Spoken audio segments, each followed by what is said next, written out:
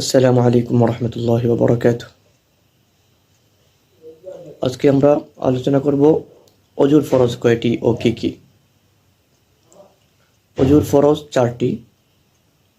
1 নম্বর, চুলের গোড়া থেকে নিয়ে থুতির নিচ পর্যন্ত, এক কানের লতি থেকে নিয়ে অন্য কানের লতি পর্যন্ত সমস্ত মুখ ধৌত করা,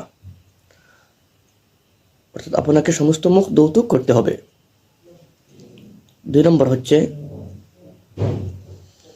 আপনাকে উভয় হাতের কবজি পর্যন্ত ভালোভাবে ধৌত করতে হবে। 3 নম্বর হচ্ছে আপনাকে মাথার চারিভাগের 1 ভাগ মাসেহ করতে হবে।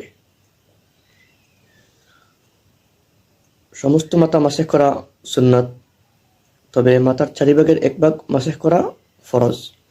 যদি মাথার চারিভাগের 1 ভাগ ফরজ না মাথার চারিভাগের 1 ভাগ মাসেহ না হয়, তাহলে আপনার ওযু হবে না। 4 নম্বর হচ্ছে আপনাকে উভয় পাও টাকনু সহ ধৌত করতে হবে। এই 4টি হচ্ছে ওযুর ফরজ।